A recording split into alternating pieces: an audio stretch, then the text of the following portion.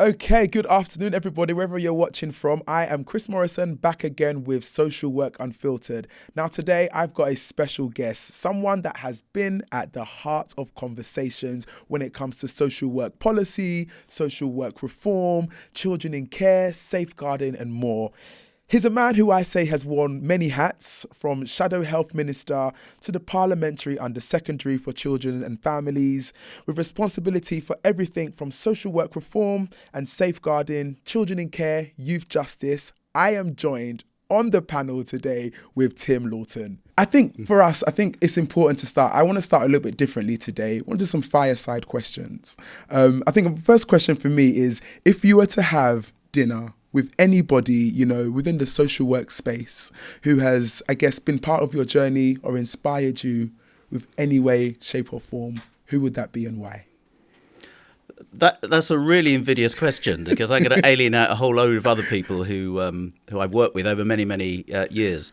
But one of the people who made the biggest difference, the biggest contribution to the reform of social work we were trying to do, was Professor Eileen Munro. So when I became the minister in 2010, the very first review that the Department for Education commissioned wasn't to do with schools or anything academic. It was actually about reforming social work.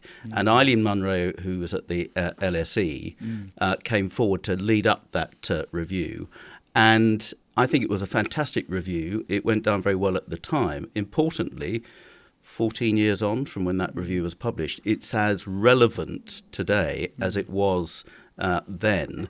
And if many more of the things that she recommended had been followed through after my time, the state of social work and child protection, I think, would be in a much better condition now than it is. What makes you say that, Tim?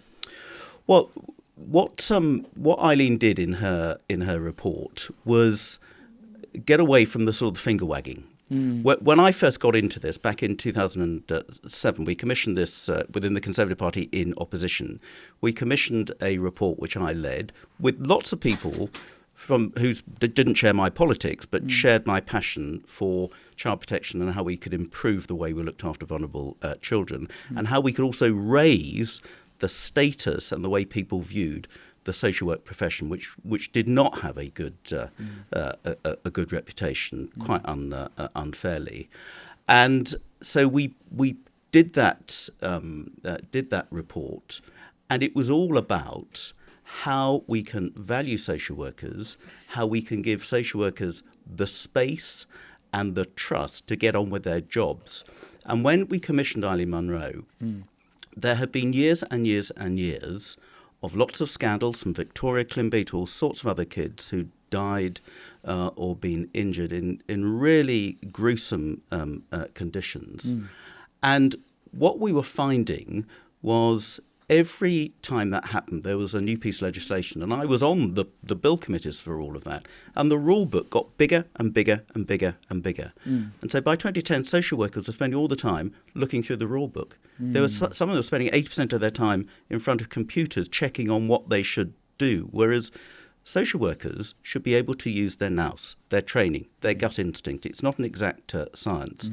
And if you're spending all your time in front of a computer trying to cover your back to making sure you're complying with the rules, rather than doing your job out there on the street, eyeballing those families, those children you're there to help, then surprise, surprise, the results are not going to be that good. So Eileen's task, which she did really well, was all about how we can allow social workers to be social workers and not just computer operators having to abide by the rule book rather than getting on with the job which they went in to do, and many have a passion to do. So her review really turned things upside down, and it was about trusting social workers rather than just coming up with yet more rules and regulations which got in the way of social workers doing their job. Do you think things have changed? I think things did change, and certainly I think the mindset of people changed. But it wasn't followed through. Now, I was the Children's Minister until the end of 2012. I think I was only halfway through my job, and it was very frustrating. Politics is very frustrating. I wasn't in that job to see through many of the reforms which she'd recommended, and many other things we're trying to do within the Children's Department. And my successors, I think, were well-intentioned, but it wasn't quite as effective. It was a radical overhaul of social work, which we were carrying out under Eileen Munro's review after 2010, that hadn't been tried before.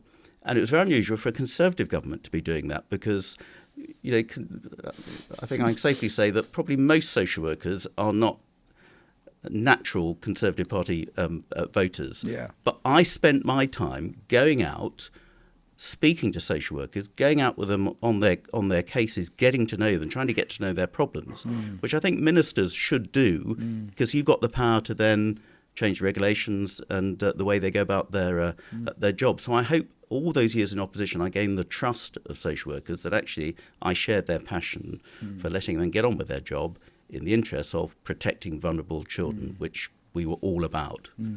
You've played a huge part when it comes to influence, and we're going to speak about the whole no blame game report. I think for me, I would like to understand, what experience did that teach you about the challenges frontline social workers actually face on a day-to-day basis? So this started really. I became the Shadow Health Minister back in 2001 when we were still in opposition, and in those days, child protection and children's social care was part of the health responsibility. There wasn't a children's minister. That was a few years out. So I was given responsibility for child safeguarding, children's health, mental health and various other things. And it was a relatively new subject to me. That's the way politics works. And I'd had quite a lot of experience from constituency cases of vulnerable children coming to me with problems about social care, with autism, SEN and all that sort of thing. So I had a natural interest in it. And my view, therefore, was I need to go and speak to people at the sharp end. That's how you find out what's going on. Yeah. Whenever I went to visit, as minister, a children's services department, a local authority, we'd have all the usual, the leader of the council, the chief executive of the council, the director of children's services telling me how wonderful everything was. And I'd always say to them, great, can I now go out with your social workers without any managers there, without any counsellors there, and find out exactly what's going on? And quite often you've got a very different story. What was the most shocking that you saw? Oh, I saw some pretty shocking things going on. I mean, one of the first things I saw, I remember, I went to Birmingham, and I spent a lot of time in Birmingham. Birmingham has been a deeply problematic local authority, and it's the largest local authority for many, many years, but around child protection. And I went out with some of the social workers, and one thing they said to me is that the local authority do not provide them with mobile phones. This was in sort of the early days of mobile phones, and they were going into some pretty challenging places. Not only did they not provide them with mobile phones, but they didn't compensate them if they used their own mobile phones as part of the job. Now, that was a bit worrying. What was even more worrying is that the cabinet member in charge of children's services didn't know that either. So we were expecting social workers to go into some very challenging positions. In some cases, the police weren't even going, and we weren't giving them basic tools like being able to communicate with mobile phones. So I found out a load of stuff over many years, just going out with social workers, meeting kids who were in the care system at various stages, so they could tell me exactly what was going on, which was often at a variance with the official liners getting from the staff, the director of children's services and everybody else. And I went to the conference, I think it was the Association of Directors of Children's Social Services, when Alan Milburn was the health secretary, and it was soon after the Victoria Climbié scandal, which of course hit the news and everybody's familiar with that name. And he made a speech to an audience of social workers and council officials in that whole world, basically wagging his finger and saying, you've got to get your act together, and almost blaming them for the death of Victoria Climbié. Now, it's a much more complex and nuanced situation than that, which is why when we did this report on the future of social work, we called it No More Blame Game, because it was all about if something goes horribly wrong, then there's a rush to who's to blame, rather than a rush to how did the system let that happen. There are always going to be individuals who make the wrong decision and will make mistakes. That's part of any profession. But the bigger question is, how did the system allow somebody to make the wrong decision, which ended up in a child perhaps losing their life? And that's much more important than what one individual may have done. But it was that individual who they were always looking for a scapegoat to wag their finger at. And that really set me on this train of how do we work out what's wrong with the system? And that's why No More Blame Game and everything came after it was so important. How far do you think we've moved on from when it comes to No More Blame Game? Because I speak to a lot of social workers and a lot of them still feel that they are to blame. I know, and that is still the problem. Now, when we published that report, I think it was about 2008, and then Eileen Munro's report came out, which was based on some of the stuff which we'd done in No More Blame Game, which was all about giving more power and discretion to social workers to use their nous and their training and their expertise. Then I think the profession felt more empowered, more valued. We also did things to improve the attainment levels of people going to get social work degrees, because it was being seen, it wasn't valued as a degree back in those days as it should be. So I think the professionalism has improved. But still the default position too often is when we have a scandal with a child who's killed in ghastly circumstances is, how did the social worker let that happen? Why is that the narrative? It's actually frustrating. And I find it really frustrating because, I mean, the phrase I always used, I want to give social workers the confidence to make a mistake rather than just comply with the rules. And they can say, well, I did what it says on page 75 of working together, or I filled in all those forms in a timely fashion. But actually, a child has died, despite all of that. Now, did you have a gut instinct when you were going into that house? You were talking to the mother or the father of the child who's then come to this terrible end.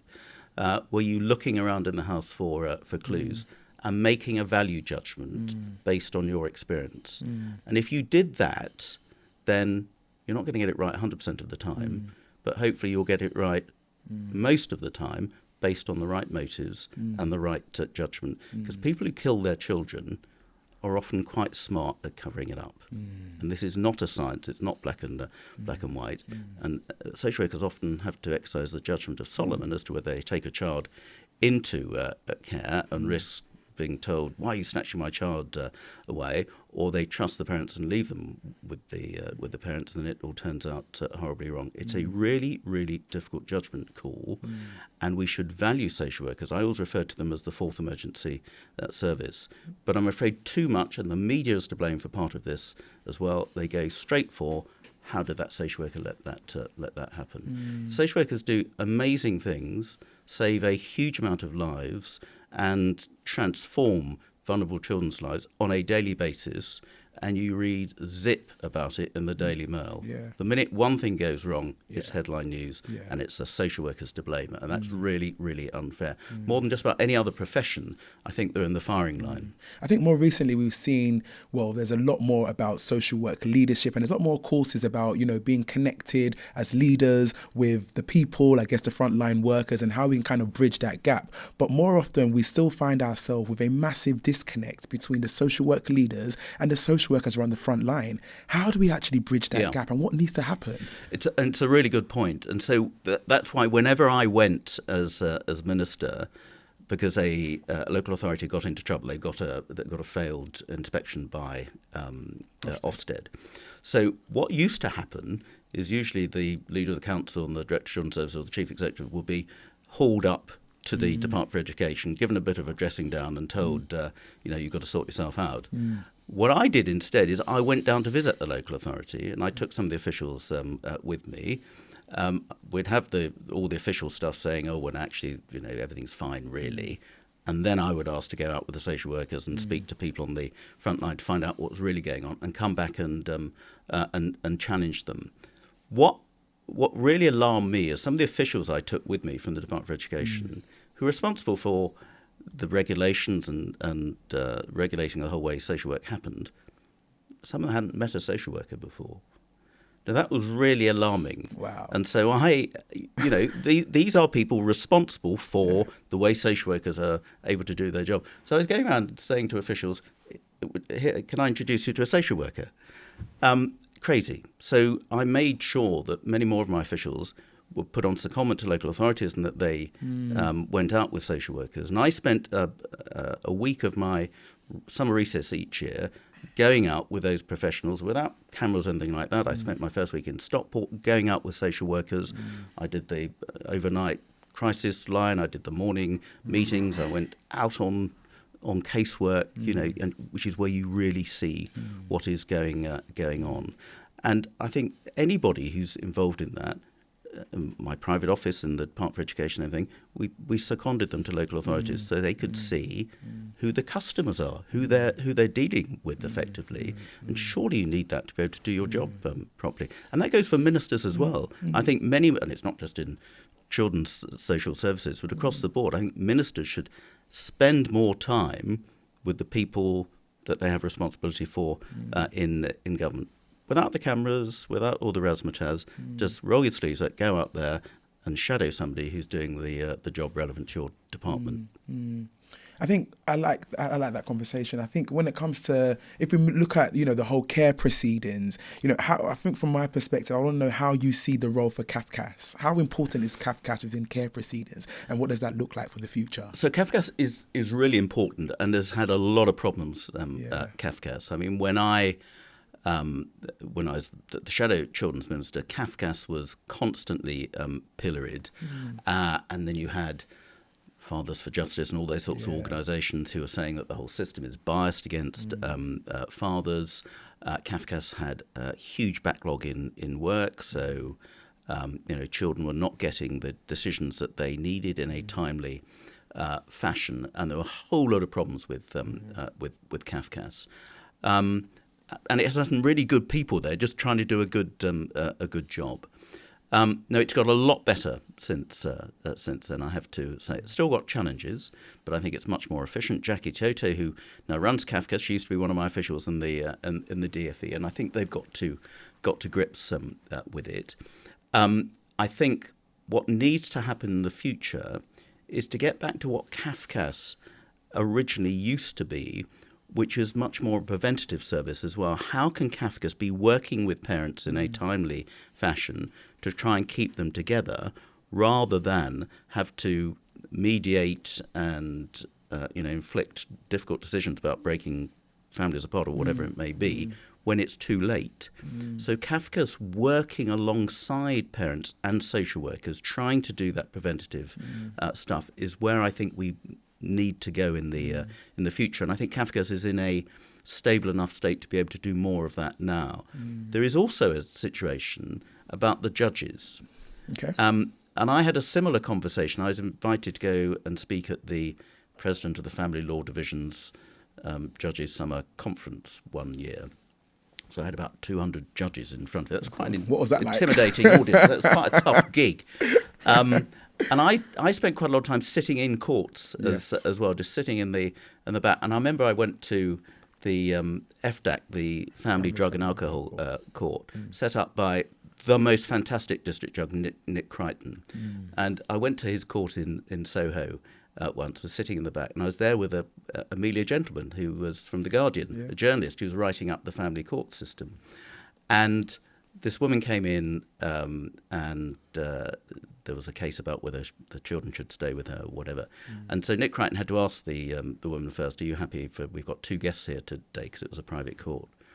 And the woman said, well, I don't mind the journalist, but I don't want any MP in here. So he had to sort of say, he's actually quite nice, and he's just here to listen. It's not about you, it's just about others. So I was eventually allowed to stay. But I spent a lot of time in courts. And when I spoke in front of those 200 judges, I said to them, hands up who's recently been out with a social worker on a case. Not a single hand went up. And then I asked, so how do you keep track of the decisions that you've made? So you're making some, not quite life and death, but some really important decisions about what happens to children within their families. How do you follow up those cases to ensure yourself that it was the right decision? And again, it doesn't happen like that. So I said, well, look, surely you should be out there on the front line with the people making these difficult decisions about whether they bring kids in front of the families in front of the courts, and yet they're not. And I think we need judges to spend more time out with social workers and others, seeing these cases in the round before they're seeing them in court. And the complaint was, oh, that will compromise our position or whatever. No, it wouldn't. I think any good judge would want to educate themselves better as to whether the judgments they are making are having a positive or negative effect on that vulnerable child. Ultimately, you want to see it through, and we don't do enough of that as well. Yeah. How do we continue to hold people to account? Because if you look at child protection, if you look at safeguarding, there are many different people that, form part of that decision-making process. You've got the teacher, you've got the social worker, obviously you've got parents, then you've got judges, you've got the team managers, you've got so many people making these decisions for little Johnny, little Becca out there. How do we hold these professionals to account that we're all singing, not necessarily from the same song sheet, but we all have the same goal? How do we do that? Well, one would hope they all have the same goal, but whether they're singing from the same song sheet is a really key point. So one of the recommendations that we came up, which Ali Munro followed through, is multi-agency training. So again, I went to sit in on some of the training for child protection. And where it worked really well is you'll be sitting next to a GP, next to a police officer, next to a social worker, next to a housing officer, all in the same room, all being taught the same stuff. So everybody knows then, well, what are the thresholds for triggering some intervention or whatever it might be. But they also get to know the other professionals around them so that they can have an informal chat. They can ring up, the GP can ring up the teacher. Saying, I'm a bit worried. We had little Johnny came to me. He seemed to have a few bruises. Have you noticed this at school? And we have a whole load of rubbish about data protection. You couldn't possibly do that. But actually, it's by working together with those professionals around a child, and quite often if a child is being abused and you've got quite smart parents who will keep them away from some of those people, you need to put together those parts of the jigsaw. And that can only happen if you've got professionals who are still all using the same rule book, who know each other and can consult, which is why I was always a very big fan of MASHs, the multi-agency safeguarding hubs, or whatever you want to call them, where you had all those people sitting around the same table. So that you could swap information, swap intelligence like that, rather than have to book a meeting and make sure you're GDPR compliant about exchanging some information, which was always used as an excuse. So having those professionals in the same room, that's where, and doing it properly, that's where I think children are better protected, because you've got that exchange of information and all the professionals know their part they've got to play, and it's a multi-agency approach in so many of those cases that you need. A lot of social workers talk about their gut feeling. They talk about going into family homes and just recognizing, oh no, something just isn't quite right. What would you say to that social worker to kind of bring to light, or to keep at the forefront that your gut feeling might be something more? What would you say to that social worker?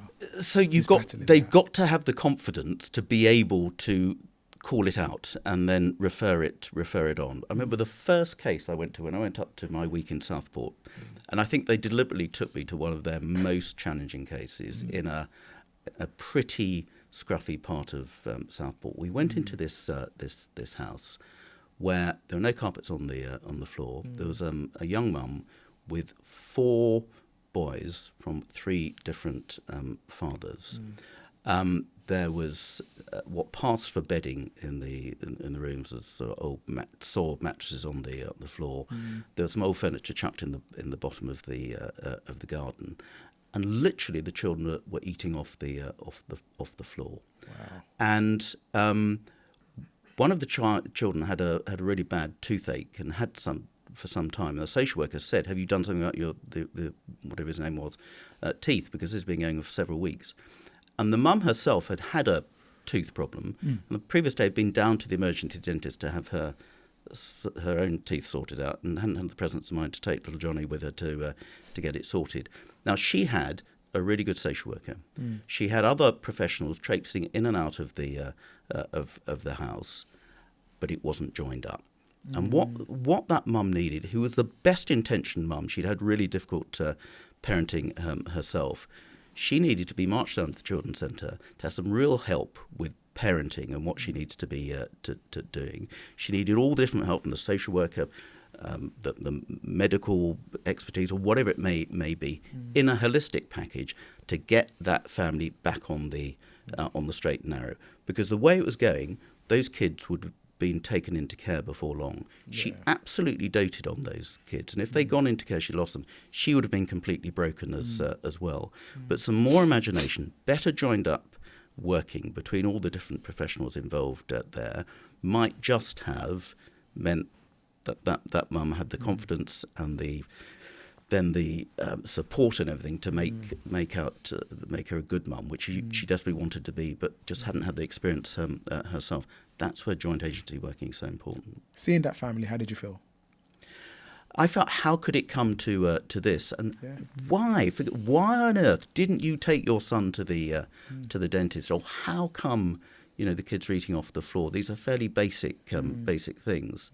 Now, a sort of many social workers might have just gone straight in there and taken the kids into care, but actually that social worker was trying to work with her. And a lot of money was being spent with the various other professionals, and she was frustrated that actually she wasn't getting the support and engagement from some of the other professionals as well, which is why the approach of the FDAC, the Family Drug and Alcohol Courts, or the Troubled Families Programme, whatever, which is all about having a cohesive, joined-up package around a troubled family, is so important, because you can deal with one problem, which might be housing, but then actually it's a mental health problem, which then rears its head, or there's a physical health problem, and you can solve one, and then the other one pops up. You've got to have a holistic approach to some of these really problematic families, and that doesn't happen enough. It's better, but it's still not nearly good enough. Yeah. Okay. I kind of want to shift the conversation more so to around, the social work task force. The social work task force has been called to, think about better supervision, continuing professional development, and I guess more coherent pathway into, social workers. What would you say is the most immediate priorities to support and retain the workforce at its present stage? Well, probably much as what it was back in 2010. Yeah. We've got to get more people wanting to come into social work. Yeah. We've got to get more people in social work staying in social work. We've got to have more people having a balanced caseload that they can get on with their, cope with the cases that they've got properly. And we need to allow social workers to get on with the job of social work rather than expecting them to be computer operatives. And we slimmed down the Working Together book. It was, when I took it over, it was something like 750 pages. We rewrote it and slimmed it down to about 80 pages. But Tim, we've said this over and over again, and I think I mentioned it on the podcast a few weeks ago that, we hear from serious case reviews, the recommendations are the same, and they're actually getting quite repetitive and boring. Yeah. This was like 5 years ago, 10 years ago. It's the same thing, realistically and practically. What can we do, number one, to improve the profession and to just change the perception of the profession? But the first thing is, and the first thing we changed in 2010 is we published serious case reviews. I couldn't believe, and it came out when the whole Baby P thing blew up, that serious case reviews were never published. So only a few privileged people got to see them. Surely they are absolutely essential in sharing the findings of a serious case review amongst as many professionals as possible. They can see, God, could that happen in my local authority? What's just happened there? And we weren't doing it. So we changed the law, and there was a lot of resistance to it. Everybody's saying, oh, it's going to compromise. Absolutely not. We retrospectively published the Baby P and two others, and then all serious case reviews thereafter had to be published unless there was a convincing argument that it could compromise the welfare of an existing child or whatever, and that only applied in a very few cases. So the first thing which we had to do for you to be able to make that comment is to have transparency around the serious case reviews. But you're right.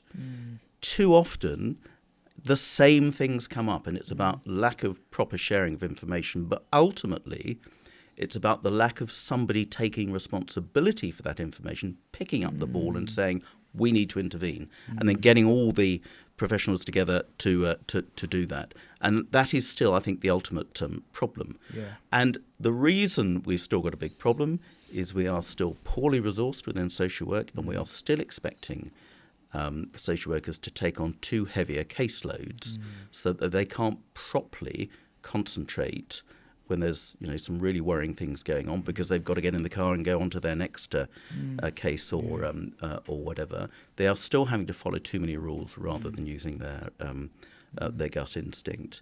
And these things which we tried to resolve, and I think we made a really good start all those years ago, it's sort of mission creep again, and that rule book's got bigger and bigger and bigger again, and that is the problem. And I find it so frustrating. Social workers find it so frustrating, which is why it's a vicious circle. So many people think, social work is not a very popular profession. It's all a bit stressful, and we are still losing a lot of experienced social workers. We changed it. We brought in consultant social workers, again a recommendation for No More Blame Game, so that we are losing too many really good social workers to become managers, whereas what we needed them to do is to be promoted, have manager responsibility to pass on their expertise to everybody else, but still be social workers dealing with more challenging cases at the sharp end. And at least we've got that now, which wasn't there. A lot has changed over the last 15 years, but the same stuff is still happening in too many cases, and that is deeply frustrating, because I think the intent was there. I think we changed the rules properly, but a whole range of things with lack of resources and everything else meant it wasn't properly followed through. And Eileen Munro, she had a letter in the Times just a few weeks ago, shares the frustration with what's happening now, particularly on early help, because I'm afraid we have, over too many years, local authorities have not had sufficient funds for children's social care, so that most of the time, and the priority now, is on firefighting and responding rather than preventing and doing work up front to make sure those kids are able to stay with their families safely, rather than have to take them to the care because something terrible has happened because they weren't supported at the appropriate time. How effective and impactful is the chief social worker role? It should be really important, and it should be really impactful. Now, it was one of the main recommendations from No More Blame Game, and I got the idea from New Zealand, because in New Zealand they'd had a chief social worker for several years, and that was born out of a series of Victoria Clembier type scandals. And what they wanted in New Zealand, quite rightly, was somebody who could be the face of social work to explain to the public, this is what has happened, this is how, this is what we're doing about it, and be the conduit between the social work profession and the government making the rules and regulations. And that's what I wanted in the UK. And so we brought about the position. I originally wanted it to be a joint adult and children's social workers. But then after my time as children's minister, it was decided to split the two roles. And I don't want to sort of name names. I've been slightly disappointed that the children's chief social worker has not been as high profile when we've had children's scandals. I want her or him to be the face on the news in the same way that the chief medical officer and others were during COVID, or you even have a chief veterinary officer when there's a foot and mouth, whatever. You've got somebody there with experience, with expertise, with professionalism, who the ordinary member of the public who doesn't understand much about social work can trust what they're being told from that person. They're not a politician, and they're not a practitioner on the sharp end. There's somebody there to represent the interests of children and to explain what social workers are doing about it and how various things happened. So I want a much more high-profile chief social worker, and I feel we haven't seen that profile, and that is a weakness. The position is really important. I just don't think it's reached its full potential. Yeah. Do you think we need to relook at that position? I think we probably do need to look at that position. Actually, in the adult social care field, because of the problems around adult social care and care homes and the lack of places, that they've had a slightly higher profile. Children absolutely need to have that sort of profile, so the public would understand more, and rather than just say, "Oh, that social worker, they should be sacked, they shouldn't be there," can understand how these things happen. And we had, again, one of the recommendations we made, it was very difficult, is what we need is to have sort of documentaries about social workers, almost a soap opera equivalent of a social worker, to make people understand how it all works. Yeah. And some of the most influential things we had, I remember in EastEnders. I was going to say EastEnders. You see and that. was it Whitney Dean? Gosh, it's taken me back. When she was being groomed by sex offenders, and it was a whole storyline which ended up with the offender being pushed off Clacton Pier or whatever it was, in a very dramatic, boom, boom, boom, boom, boom, boom, duff, duff, duff, duff, EastEnders Duff, duff moment. But that brought into people's front rooms an understanding of grooming when it was not. Yeah. We know a lot about it now. We didn't do then. What the role of social workers and others intervening. It was a really, really important story in a form that people would watch and relate to, and is that really going on?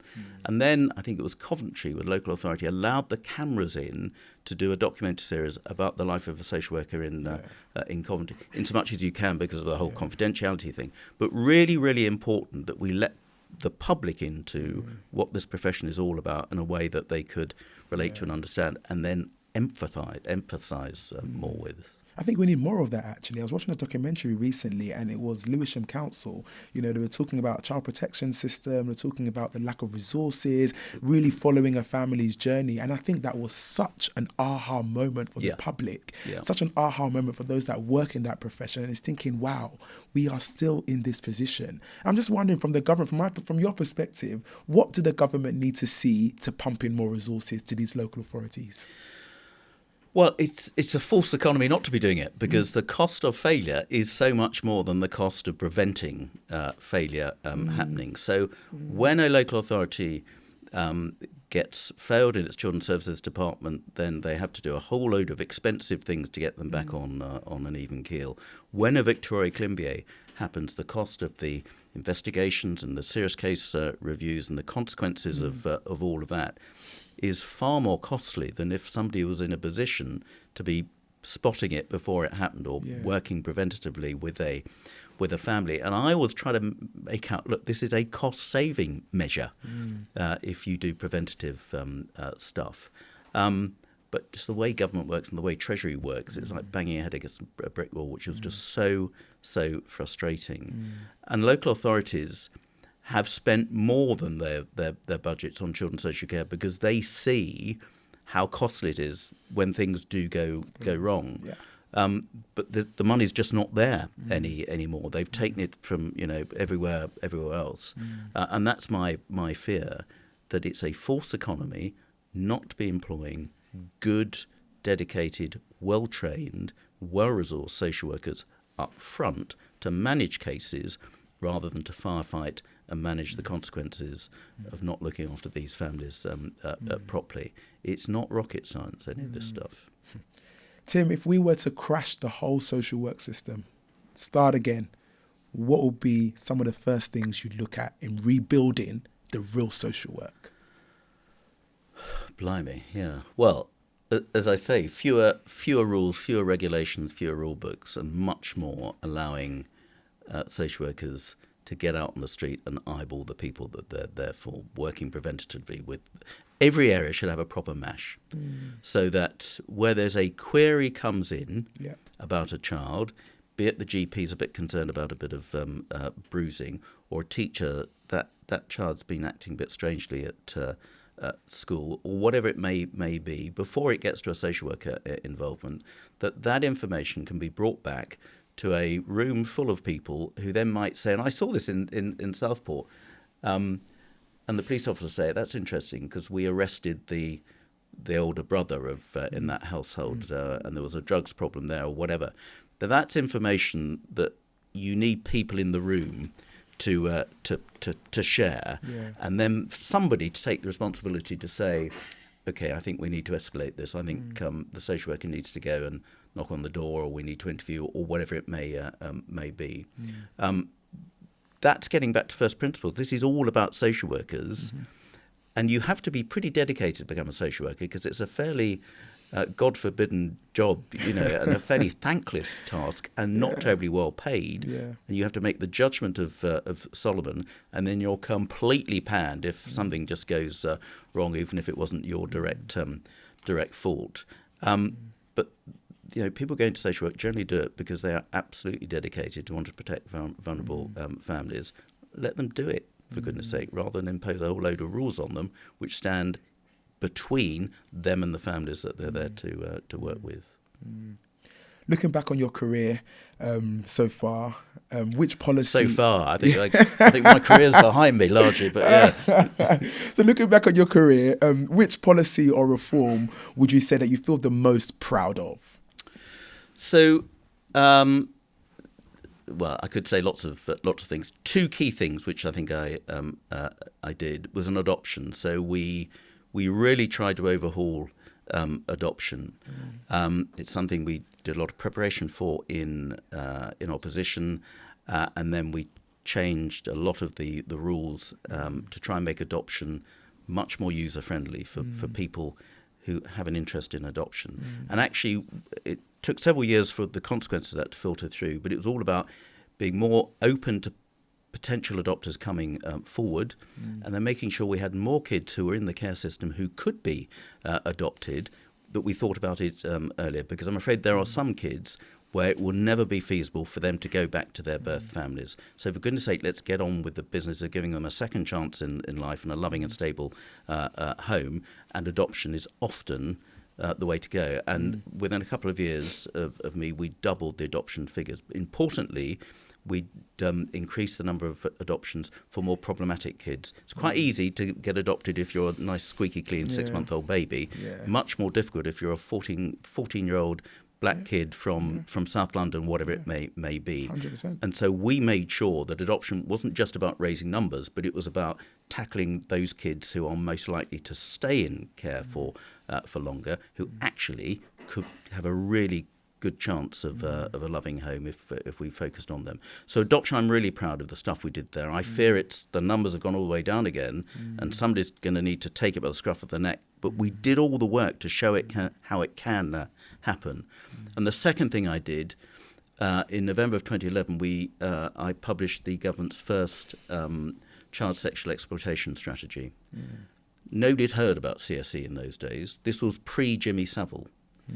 And we just had the first big prosecution of a gang in the north of England, mostly British Pakistani men, the grooming gangs, which we now know so much more about.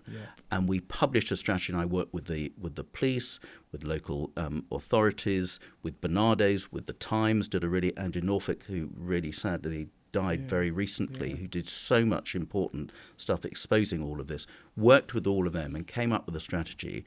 And we did a presentation of that document with the Queen. The now Queen was there because she was president of Bernardes, and with the Times, very high profile. And the Chief Constable of Lancashire Police, basically said, we got this wrong. And the police actually fessing up that they'd not been taking this seriously, that it was being brushed up under the carpet because they didn't want to rock community relations, all that sort of thing. That was challenged and exposed for the first time. Now, and so the mentality of all of this changed. Now, we've still got problems with this, but a hell of a load of people have been stopped and put in jail over the last few years because we really raised the whole awareness around CSE. We got the professionals to change the way they look at this. But the system became overwhelmed because at one stage, over half of the cases in our law courts were to do with sexual exploitation, CSE, rape and everything else as well. So there was so much of the historic stuff that came forward that we overwhelmed the courts. But that was a really important moment. And everybody says, it's, you haven't done anything about this. We published that report and did a hell lot of work 14 years ago, and that started to change things. Amazing. If you could send one message to every frontline social worker listening to this podcast, what would it be? Use your gut instinct, and don't be put off by the finger waggers who want to find a scapegoat because something has gone wrong. we have got some bad social workers, and we do need to root out some bad social workers. But the vast majority of social workers are really good, and we're preventing them from doing their job by having too many rules and regulations rather than relying on them. So, as I said to you earlier, what I've always said to social workers, I want to give them the confidence to make a mistake. Yes. Not too often, but by using their training, their expertise, their gut instinct, and the confidence that the Director of Children's Services, the politicians and everything else have their back when they're doing this really, really difficult job.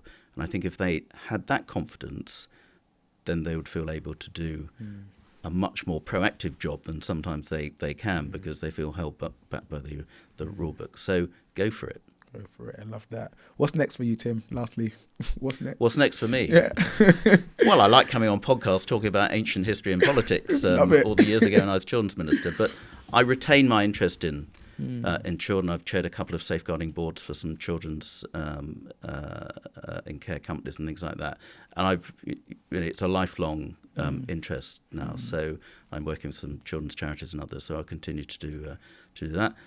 I retired from Parliament last year after 27 years. Wow. 2 life sentences, as my wife calls it. I'm now throwing myself back into the arena because we're going to have a elected mayor in Sussex, where I come from, and I put my name forward for that. Whether that's a good idea or not, I don't know. But my wife thinks it's a very good idea. So clearly 9 months at home under her feet is more than enough, and she wants me out the house. But I will always retain my interest in children's social care, because there's very little that's more important. And if I made a bit of a change in politics, then I think that was all to the good. But there's still so much more to do.